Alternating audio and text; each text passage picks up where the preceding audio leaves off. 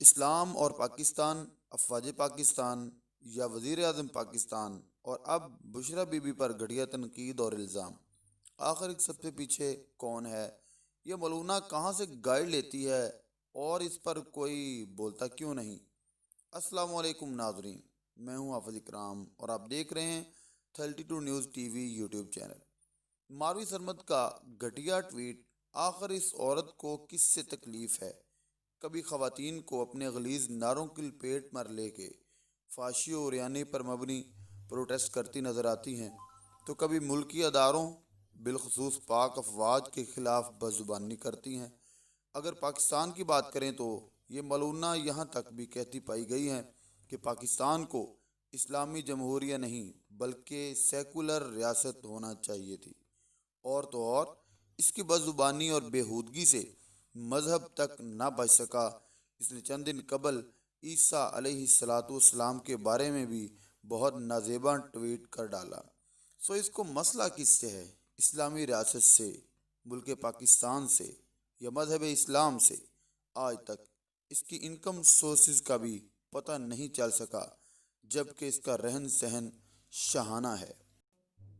آخر اس کو اتنی آزادی دینے میں کس کا ہاتھ ہے؟ تو ناظرین، ایک کردار بکاؤ میڈیا کا بھی ہے، جس نے اس کی یہ گندی سے گندی حرکت کو عورت کہہ کر ہی ٹال دیا، اور اس کی بے لگام زبان کو اگر کسی نے لگام ڈالی تو پورا میڈیا اس کو کوسنے پر مردار خور گدوں کی طرح اس پہ ٹوٹ پڑا، جس کی تازہ مثال گزشتہ کچھ عرصہ قبل خلیل الرحمن قمر اور مولانا حمداللہ کی صورت میں آپ کے سامنے ہے۔ لیکن آج اس ملعونہ نے ایک اور قدم آگے بڑھتے ہوئے وزیر اعظم پاکستان اور چیف آف آرمی کے خلاف بھی زہر اگل دیا۔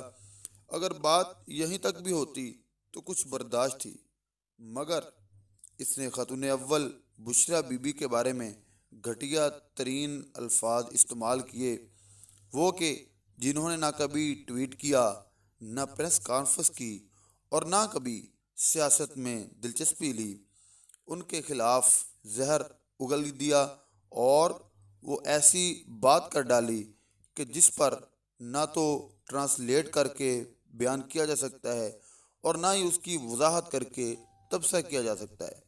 تو اس پہ میرا جلتا نشیمن سوال کرتا ہے کہ اس کو جوتے کیوں نہیں مارے جاتے؟ اس کی زبان کو آخر تالا کیوں نہیں لگا دیا جاتا؟ اور اس کو کھینچ ہی کیوں نہیں دیا جاتا؟ آخر کیوں؟